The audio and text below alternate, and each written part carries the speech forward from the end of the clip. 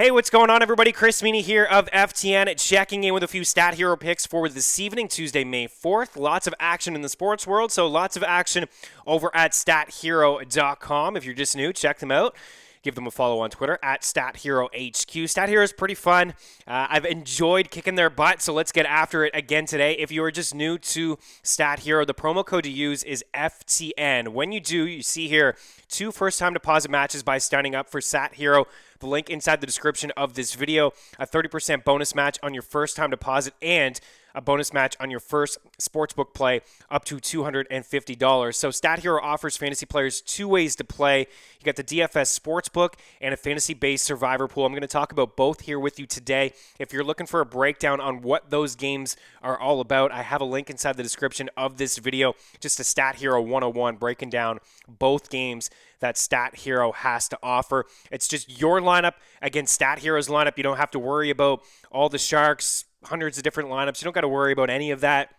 And there's no secrets. They come out with their lineup. They post it early in the morning so you can attack it throughout the day. And it's across all the sports that you love. It's NBA, MLB, NHL, NASCAR, PGA, and then NFL real soon. Can't wait for that. So I'm going to look at Survivor off the hop. And there's a couple different contests. And again, it's just you versus them. You beat them, you move on. You want to beat everybody else in the long run, but you win money with each round, and you just have to beat StatHero. So I've noticed that they've went with Philly and then they've went with Washington. I think we should attack their Washington lineup. So Trey Turner, Kyle Schwarber, Josh Bell, Starlin Castro. Jordan Alvarez in the flex is a pretty good play.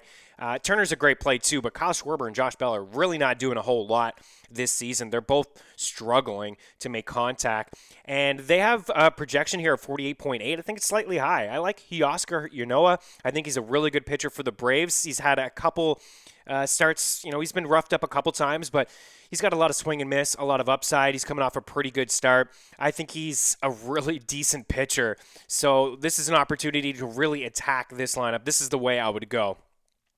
Atlanta or Boston?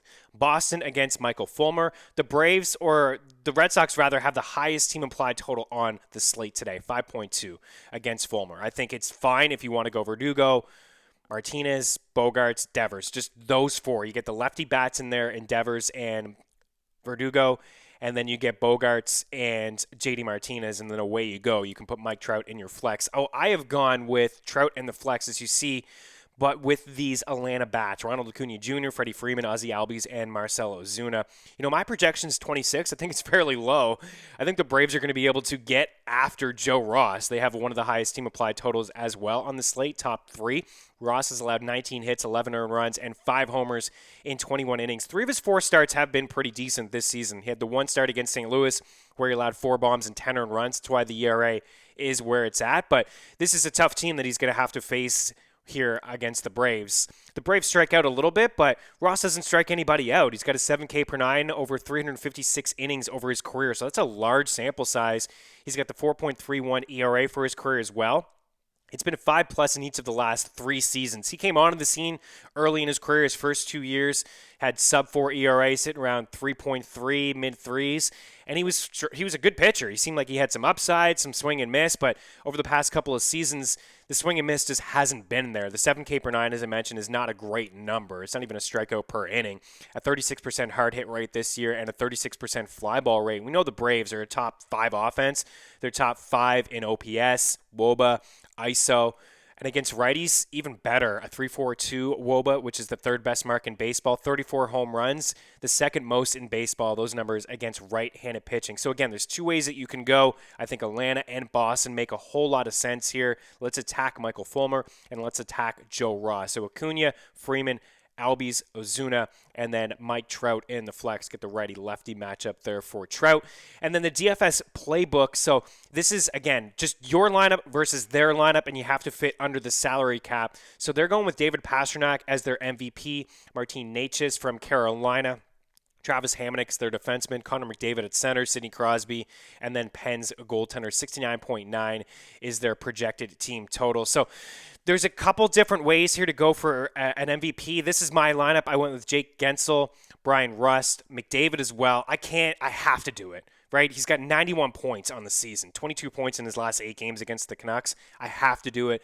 I don't always want to have the same sort of players that they have. It's just one guy, and it's the best player in the world. I got to do it. Crosby in there, I think that's a good play for them as well. But for me, I went Noah Dobson as my defenseman, and then Jordan Staal as well as the New York Islanders. So I'm projected to get 72 points here. The Islanders paying $11K for them. I think it's worth it against the Buffalo Sabres. They lost last night to the Sabres. They're going to bounce back here tonight. They can't have another loss to Buffalo. And they've really owned the Sabres all year. It was just a late collapse in the third. I expect them to be a lot tighter here. They're projected for 20 points, which is one of the highest, and it's team goalie, so it's one of the highest point total. I think that's worth your cash. So there's a couple different MVP options here. Like, you can't go McDavid, you can't go Crosby, so it's limited when you click the MVP portion of the lineup. You will see them pop up and all different prices here. Marchand, Pastrnak, Svechnikov, Hall, Rust. Those would be the options, my favorite options. So I went with Jake Gensel. I think I had Marchand in there originally, but I think Gensel is what I've decided here. The Flyers kicked Pittsburgh's butt yesterday, and there have been at least 7 goals in every game but one, and we saw it again yesterday. A lot of offense between these two teams.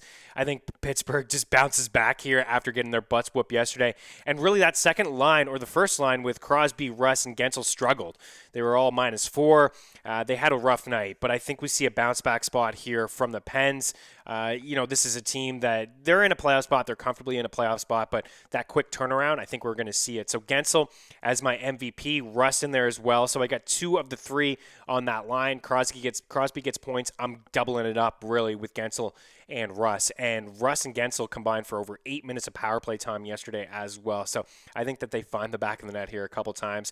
McDavid, I already talked about him. It's simple. I'm matching it. I'm going with Connor. And actually, Draisaitl is a little bit more expensive, so I thought maybe to get unique and be different to go with Draisaitl, but I'm going with McDavid. And then Noah Dobson, he's had a lot of power play time. He's on that first power play unit with the Islanders. He hasn't racked up a whole lot of points, but he's got a couple shots in back-to-back games. And like I said, just getting power play time. He's averaging just over a minute over the past week and a half on the PP, so on that first power play unit, which I like. And then Jordan Staal, I think Carolina I don't have a lot of Hurricanes here, and I think it is smart to maybe just rack up some Hurricanes. If you don't like going the way of Pittsburgh or Boston, I think the other way would be to go with Carolina. They have the highest team applied total up against the Blackhawks, and they had a strong game against them yesterday, put up a 5-spot. Quick turnaround, play the Blackhawks again. They're just rolling. They're playing really good hockey. They got the division in sight. They're up at the top inside the division there in the Central, and I just really like them today. So Jordan Staal this is a guy who racked up a ton of power play time. He's had 3-4 minutes of power play opportunity in his past couple of games. He takes a lot of faceoffs. He kills penalties.